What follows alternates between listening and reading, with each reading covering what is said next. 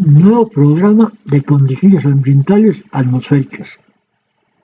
Soy Héctor G. Oliveros.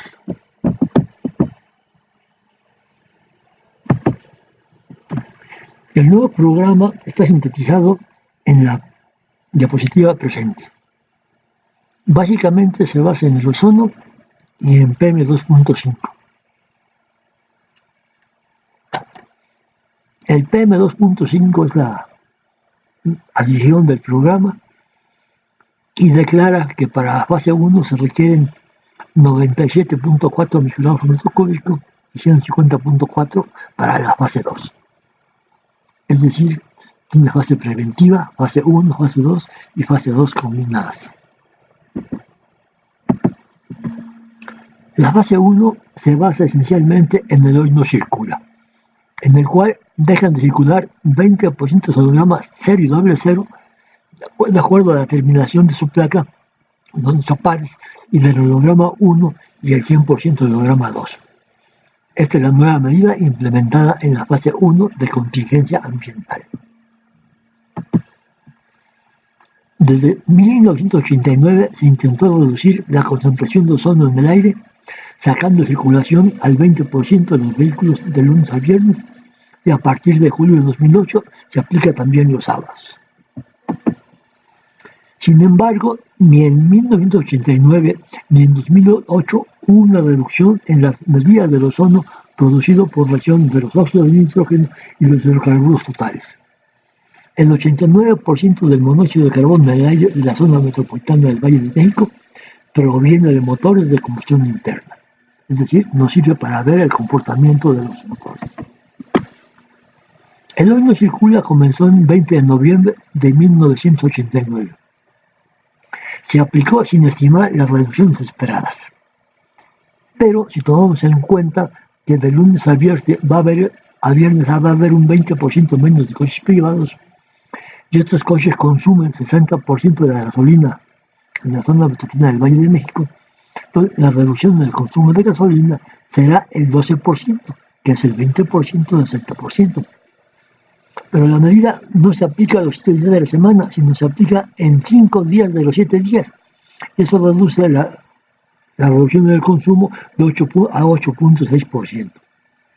Esto es sin sumar las emisiones del transporte público que va a usar la gente que se quedó sin coche. Esta estimación está basada en considerar que la gente se queda en su casa, lo cual no es cierto. Pero veamos qué pasó en 1989. Aquí vemos el promedio de 5 estaciones horario 3 semanas antes y 3 semanas después. El lunes está de 1 a 24 horas y el domingo de 145 a 68. O sea, de lunes, martes, miércoles, jueves y viernes debían haber bajado la contaminación, y sábado y domingo nos sirve como control para ver si están viviendo bien.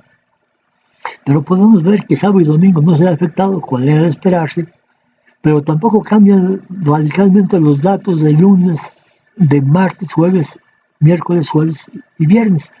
Solamente el lunes aparentemente bajó un poco la contaminación, pero esa fluctuación está un poquito alta comparada con la fluctuación desde sábado y domingo, pero no demasiado. Entonces podemos decir que esencialmente no bajó la contaminación debido al hoy no circula en el 89. En el 2008 trataron de implementar la medida a los sábados. Y entonces contrataron a Clean Air Institute en noviembre de 2017 para que hiciera un estudio correspondiente. Aunque yo les predije que no iba a servir para nada la medida, no hicieron caso y contrataron el estudio. Aquí podemos ver que en su reporte el Clean Air Institute dice que de la figura es obvio que los sábados son los más contaminantes. Y también calcula que hay más tráfico los sábados que el resto de días de la semana. Pero yo lo que veo ahí es que es prácticamente sábado, domingo y miércoles son prácticamente igualitos. Ligeramente un poquito menos los otros días de la semana. Pero entonces no veo justificada la afirmación de Clean Air Institute. Están mintiendo claramente. Ahora, en cuanto al monóxido de carbono emitido por 90%, por los vehículos, podemos ver que en los sábados no se verifica lo que dijo el Clean Air Institute de que los sábados había más circulación de coches. El monóxido de carbono es prácticamente igual que el resto de días de la semana. Es decir, es falso que los sábados haya más flujo de coches, como dice el Clean Air Institute. Ahora, la propuesta original incluía a los vehículos nuevos, como actualmente lo quieren hacer. Entonces calcularon en 518.348 vehículos retirados de circulación, que según ellos dejan de emitir 279 toneladas de monóxido de carbono, 29 toneladas de hidrocarburos y 7 toneladas de óxido de nitrógeno. Pero el CAI no calcula las emisiones asociadas con el transporte de las personas que se movían en los 518.348 vehículos retirados de circulación. En aquel tiempo supe de esto y entonces hice notar, publiqué que se iba a incrementar la contaminación, sacando de circulación los vehículos nuevos para los transportes más contaminantes, se hubiera incrementado la contaminación. El Clean Institute no dijo nada de esto. Mi pronóstico fue publicado por el periódico Reforma y entonces sirvió para que se cambiara la propuesta aplicada. O sea, sacaron de la jugada a los coches nuevos, y entonces la predicción era cambiar, que simplemente no iba a haber cambio porque iba a pasar lo mismo que pasó en el 89. Curiosamente, a la hora de sacar de los coches nuevos de la jugada, entonces el número de coches sacados de circulación fue bastante menos. Pero las predicciones que hacían de reducción de contaminación del CAI, que, por ejemplo el CO decía 209 toneladas, la Secretaría de Medio Ambiente las incrementó a 818, las de NOx pasaron de 7 a 50 y sacaron 74 para los compuestos orgánicos volátiles. Si comparamos con el inventario de emisiones del 2008, del mismo año, eran 4.071, o sea, la reducción de las emisiones según el Secretaría de Medio Ambiente era del 18%, el NOx del 11%, y reducciones que no se vieron. Pero ¿cómo es posible que con menos coches la Secretaría del Medio Ambiente calcula más reducciones de emisiones contaminantes y no presenta los cálculos correspondientes? Ahora, el cálculo está equivocado porque no toma en cuenta las emisiones de 829.000 personas que se quedaron sin transporte y que usaron otro coche o transporte público. Es más, cuando se lo comenté a un alto funcionario de la SEDEMA, me dijo que no las tomaban en cuenta porque taxis y microbuses de todas maneras transportaban. Poco tiempo después salió en enero de 2010 un estudio de datos de Estados Unidos diciendo que los camiones lujosos consumen 0.0045 litros por kilogramo de carga transportada en 100 kilómetros. Y entonces hicieron ver que el sobrepeso de su población consume gasolina y el sobrepeso en los Estados Unidos es adultos 14 kilogramos, adolescentes 3.6 kilogramos y niños 1.4 kilogramos. Este exceso de carga para Estados Unidos resumía 10 millones de litros por día. En cambio, en México, 490.000 pasajeros más no incrementa el consumo de gasolina. Es claro que estaba equivocado el alto funcionario de la Secretaría del Medio Ambiente. Pero veamos finalmente qué pasó después de aplicar el hoy no circula sabatino. En este caso, del lunes a viernes nos sirven como control y solamente el sábado debía de haber bajado. O sea, este segundo piquito debía de ser menor, pero está exactamente igual. Es decir, se confirma una vez más que el hoy no circula no sirve para bajar la contaminación en el aire. Si acaso mejorará el flujo, pero no baja la contaminación. Ahora, en 2014 nos vendieron que por la salud de todos, hoy no circula, se moderniza. Y la modernización fue esencialmente en castigar más a los hologramas 1 y 2, los cuales los hologramas 2 se quedaron sin circular todos los sábados y los hologramas 1 dejaban de circular un sábado sí, un sábado no, según su terminación non o par. Ese era el gran cambio en la modernización. Pero se oye bonito, por la salud de todos, hoy no circula, se moderniza. Lo grave es que en la parte baja dice, con la modernización del programa se estima una reducción de la contaminación de un 12% anual. Pero la medida se aplicó un solo día a la semana. Para que pudiera bajar un 11% anual es lo mismo que un 11% diario. Entonces, el sábado la contaminación debió de haber bajado el 77% para que distribuidos sobre los 7 días nos diera el 11% anual. No saben ni siquiera calcular porcentajes. Ahora, el Centro Mario Molina hizo una evaluación del programa No Circula en la zona metropolitana del Valle de México. Y dice, dependiendo del contaminante, el programa reduce entre un 25 y un 70% la emisión de contaminantes atmosféricos. Pero no demuestra los cálculos, chaval, en eso. Simplemente está reproduciendo los datos que le manda el Secretario del Medio Ambiente, pero no hicieron ninguna investigación al respecto. Es una vergüenza para el Centro Mario Molina haber hecho esas afirmaciones. Ahora, si observamos los datos que ellos tenían para ese mismo año, que metieron el incremento en la actualización del Hoy No Circula, notamos que en julio, de acuerdo a sus datos, es el mes en el año que toda la contaminación es menor. Y curiosamente ese fue el mes que escogieron para implementar el Hoy No Circula mejorado. Ahora, si tomamos datos de una semana antes y una semana después, encontramos el hecho curioso que el día 28 de junio al 4 de julio las líneas azules están más bajas que del 5 al 11 de julio, cuando ya entró la automatización.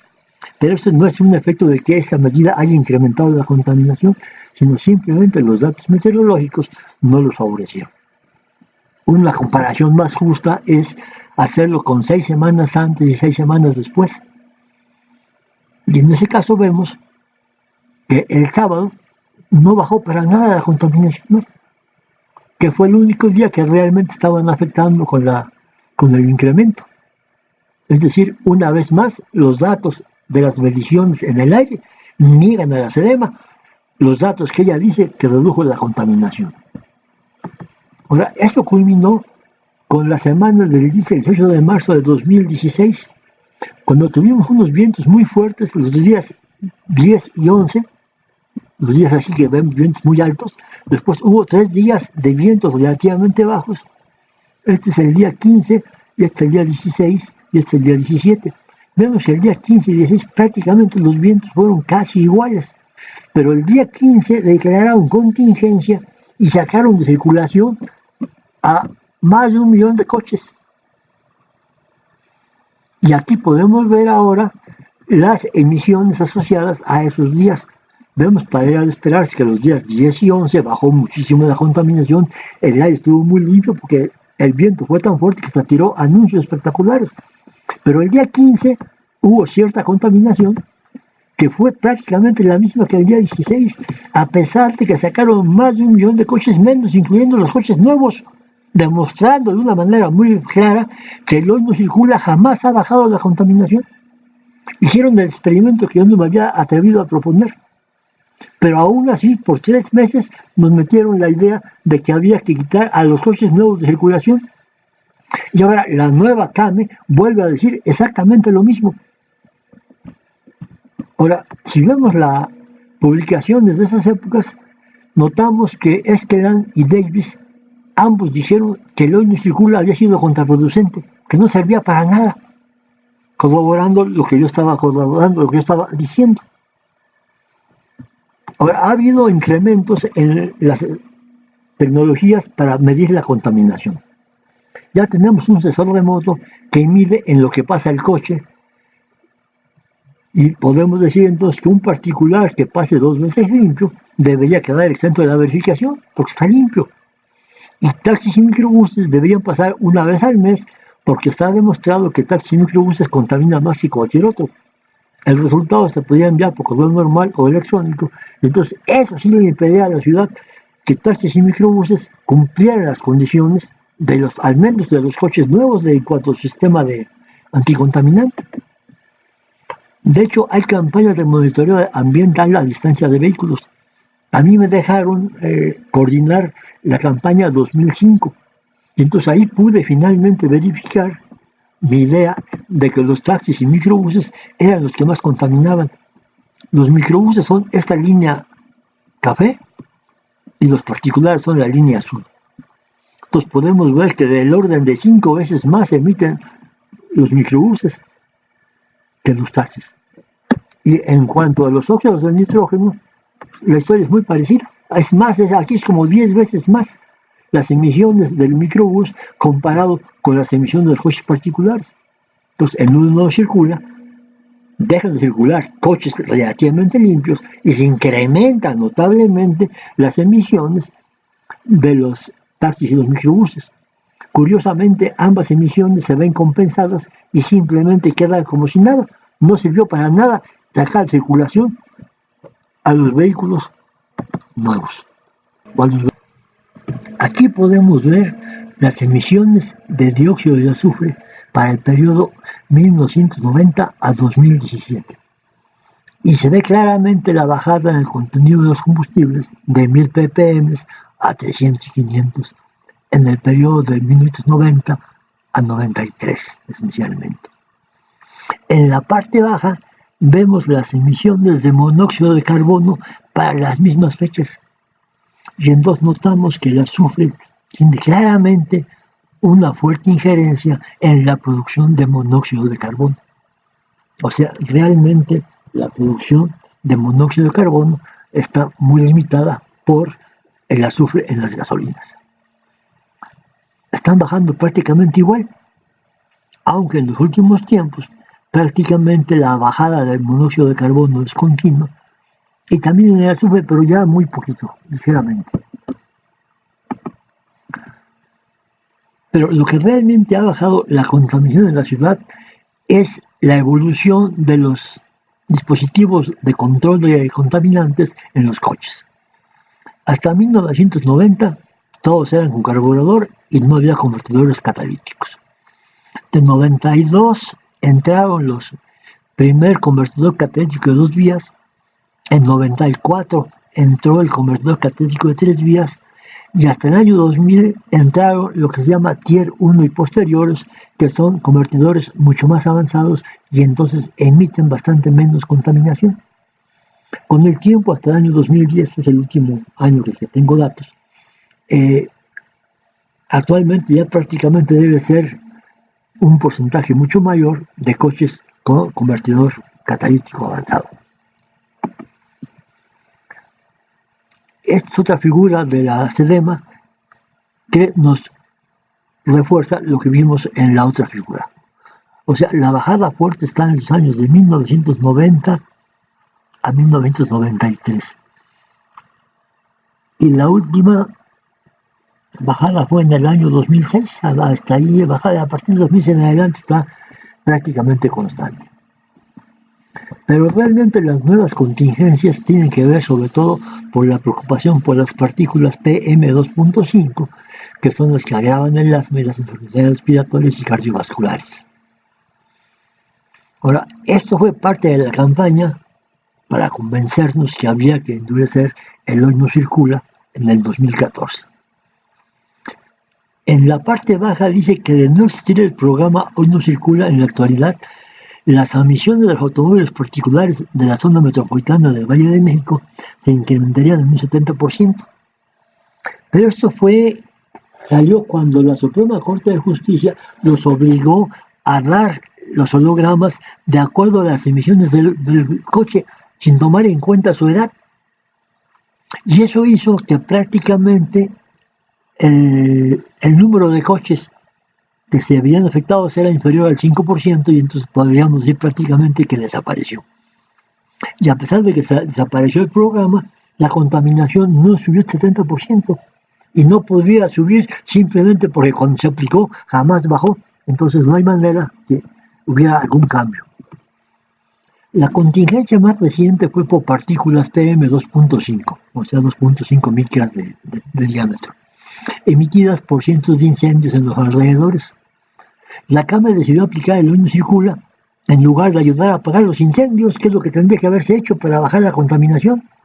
Ya vimos que el Hoy no circula no tiene que ver nada con las emisiones contaminantes. Ahora, el inventario de emisiones más reciente del 2016 acerca de las emisoras de PM2.5 en la zona metropolitana del Valle de México tiene estos datos, que las fuentes puntuales emiten 2.256 toneladas anuales, las fuentes de área emiten 7.355 toneladas anuales y las fuentes móviles las calculan en 5.497 toneladas anuales y naturales únicamente 425. No podían prever los incendios que realmente son los que incrementaron notablemente las emisiones de los entes naturales. Pero nótese que las fuentes de área emiten más que las fuentes móviles, entonces debían de haber controlado más bien las fuentes de área. Y las fuentes de área se pueden controlar mediante filtros en ese tipo. Ahora, los límites para PM2.5 en promedio móvil 24 horas, según la Organización Mundial de la Salud, debían ser 25 microgramos por metro cúbico. El IMECA 100, que es la idea de la Organización Mundial de Salud cuando no hay molestias para la población, está establecido para nosotros en 45 microgramos por metro cúbico. El IMECA 150, a partir del cual entran las contingencias, es 97.4 microgramos por metro cúbico, y el IMECA 200 está puesto en 150.4 microgramos por metro cúbico. Pero veamos cómo han estado las emisiones de partículas en el año de PM10 del año 1990 a 2017. Vemos que también tiene un patrón semejante al dióxido de azufre y al monóxido de carbono. O sea, eran muy altas y poco a poco con el tiempo han estado bajando. Ahora, las partículas PM2.5 no se medían desde 1990, sino empezaron a medirse en el año 2003, que es la gráfica de abajo. Y entonces el año 2003 andará por aquí en la gráfica de arriba, y a partir de ahí vemos que tanto PM10 como PM2.5 son prácticamente constantes. O sea, no hemos logrado que se abatan porque estamos tratando de controlar los vehículos que no son los principales emisores de partículas. Ahora, la estadística de los coches en el Distrito Federal, o ahora Ciudad de México, marcan que para automóviles teníamos en vehículos teníamos un total de 2.322.000, de los cuales automóviles son 1.302.000 y motocicletas son 267.000, etcétera, etcétera. Están los porcientos de contribución, pero está el dato interesante de que algunos consumen gasolina, otros consumen diésel y otros consumen gas LP. Y notamos, para mí fue sorpresivo que de los 14.019 microbuses que hay, solamente 1.178 consumen gasolina y 12.592 consumen gas LP. Y supuestamente con este gas LP prácticamente no emite partículas. Pero notamos que con diésel hay bastantes vehículos que yo hubiera pensado que eran puramente de gasolina y viceversa. Por ejemplo, los autobuses a gasolina hay muy poquitos, pero a diésel hay 38.000. Y así sucesivamente. O sea, a la hora de dar los hologramas, se tendrían que dar hologramas diferentes, 1A o 1B o 1G y 1D, para distinguir los vehículos a diésel de los vehículos a gasolina. Ahora, para interpretar datos, el dato que se tiene es el dato diario por hora. Pero si lo graficamos en las 24 horas, nos daría variaciones gigantescas. Entonces, usando la hora pico para cada contaminante por día, entonces se puede sacar el promedio de 5 zonas y ver el promedio, el valor diario, que es lo que vemos en la gráfica de abajo. Pero con esa mancha ancha es difícil observar tendencias. Entonces, un promedio móvil 30 días nos ayuda a definir las tendencias. Estos son los datos usando el promedio móvil 30 días, que es mucho más clara percibir una tendencia. Notamos que el ozono, a pesar de todo, sigue bajando desde el año 92 al año 98, y los otros contaminantes no es tan clara la bajada. De los años 1999 al año 2006, el ozono sigue bajando ligeramente y los otros van bajando, pero tan poquito como el ozono. Ahora, en el año 2006 se publicó un estudio del INI de Pemex estudio de evaluación socioeconómica del proyecto integral general de los combustibles, que es la reducción de azufre en gasolinas y diésel esencialmente. La página esencial de ese estudio nos hace ver que si la gasolina tuviera menos de 50 ppm, hay reducciones considerables en la emisión de contaminantes. Si fuera de 30 ppm, hay otras reducciones en las emisiones. Y si fuera de menos de 15 ppm, sería mucho mejor. Pero lo vemos más claro en esta pequeña gráfica. Entonces, en la zona metropolitana del Valle de México para el 2006 teníamos un promedio de 300 ppm y un máximo de 500. Era esencialmente de la gasolina premium y de la gasolina magazine. Y se emitió la norma que el IJUA obligaba a Pemex a bajarlo a un promedio de 30 ppm, con máximos de 80 para octubre del 2008 y para el país enero de 2009 a 30 ppm. De acuerdo a estos máximos, habría reducciones en las emisiones con 50 ppm serían 18,9%, con 15 ppm serían 55, 77%, y con 30 ppm sería una cifra intermedia, pero sería notable. Un 30-40% se debe ver claramente en la reducción en el aire, si esas fueran las reducciones.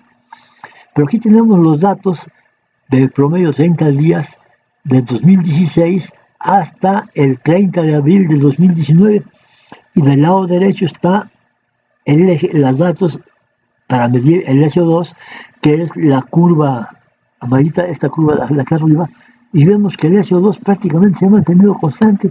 Aquí no se ve la bajada que se debería haber visto en el 2008, tanto en dióxido de azufre como en monóxido de carbono, como los óxidos de nitrógeno. Ahora, ¿por qué es importante esto? Por ejemplo, en Europa están todos con las mismas normas, y en España en el 89 tenían azufre de 1000 ppm, en el 96 lo bajaron a 500, en el 2000 a 150, en el 2005 a 50 y en el 2009 en adelante tienen gasolinas con 10 ppm de azufre, que Pemex es incapaz de producir. Ahora, pero veamos qué pasa con las emisiones de los motores. El 100% es lo que corresponde a lo que sale de los pistones, y la reducción se nota en la salida del tubo de escape en la emisión de contaminantes. Notamos que con los años prácticamente ya todos los contaminantes están entre el 1 y el 2% de sus emisiones del motor. O sea, el bajar a 10 ppm realmente limpia las ciudades. Y aquí se ve la evolución de los contaminantes para turismos y para camiones. En Europa, según entraron los diferentes controles de Euro 0, Euro 1, Euro 2, Euro 3, Euro 4, Euro 5 y Euro 6,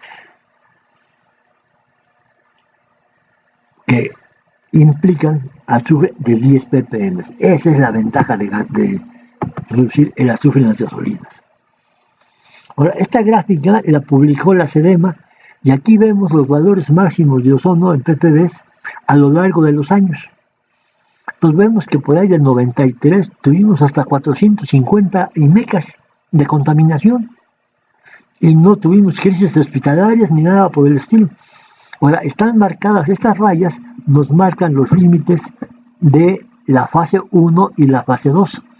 Ahora, en este año entró la precontingencia. Entonces ahora hay precontingencia, contingencia, fase 1 y contingencia fase 2. Pero la CAME fue bajando los límites de precontingencia según bajaba la contaminación, según cambiaba la flota vehicular con mejores sistemas filtrantes. Y esto fue así, bajaba la contaminación, bajaba la precontingencia, hasta que en el año 2016 les entró la locura y desaparecer la precontingencia y la convirtieron en contingencia, sin que hubiera bajado la contaminación. Y esa es la razón por la que ahora tenemos mucho más contingencias de las que tendríamos. Ahora, veamos cómo estaba el parámetro 2.5 anual en el año 2018 y los promedios diarios, que son los que pide como norma. De acuerdo a la norma de 25 microgramos por metro cúbico, tendríamos contingencia todos los días. ¿Y de qué sirve tener contingencia todos los días si las medidas que se toman no reducen la contingencia? La norma para la SEDEMA son 45 microgramos por metro cúbicos. A esta altura se mueven los 45. Vemos que disminuye muchísimo. Ahora, para tener contingencia es 97.4, o sea, a esta altura, o sea, prácticamente solamente el pico de Año Nuevo producido por la quema de llantas es el que tendría el sobrepasar la norma. Ahora, aquí están los meses que han transcurrido del año 2019, desde el 1 de enero hasta el 21 de mayo. Esta fue la precontingencia que causó alarma en la ciudad y forzó la contingencia. Este piquito de aquí corresponde a 100 microgramos por metro cúbico, pero los de abajo ya están abajo de 95. O sea, fue una sola estación la que se pasó en cuanto a los límites. Pero está razonable la decisión, porque en condiciones normales, mientras no hay incendios, las emisiones normales son bastante menores y en todo caso se podrían disminuir si se controlan las fuentes de área, que vimos que eran las mayores emisoras, no son las fuentes de móviles. Ahora, aquí tenemos una tabla que nos da las emisiones totales anuales por año de los diferentes contaminantes, excepto uno que no es contaminante, que es el CO2. El CO2 es el que se produce cuando se consume la gasolina. Cada átomo de carbono de la gasolina se combina con 2 átomos de oxígeno y forma CO2, de manera que 1 litro de gasolina produce 2.3 kilogramos de CO2. Entonces vemos que las fuentes móviles tienen aquí una cierta contribución de CO2, los autos particulares tienen 5.000, las motocicletas tienen 1.558.000, y dividiendo este número o multiplicando este número por el factor de conversión, podemos calcular entonces los litros de gasolina o los metros cúbicos de gasolina que consumió cada uno de estos sectores. Esto fue lo que hicimos para comparar el consumo en metros cúbicos de gasolina de autos y motocicletas en la Ciudad de México en el año 2013, usando el factor de conversión de que 1 litro de gasolina produce 2.3 kilogramos de CO2. Entonces, en la tabla anterior, los autos eran 5.106.000 toneladas de CO2 y las motos 1.158.000. Pasándolos a gasolina en metros cúbicos, eso significaría que los autos consumen 22 millones de metros cúbicos y las motocicletas consumen 677.627 metros cúbicos.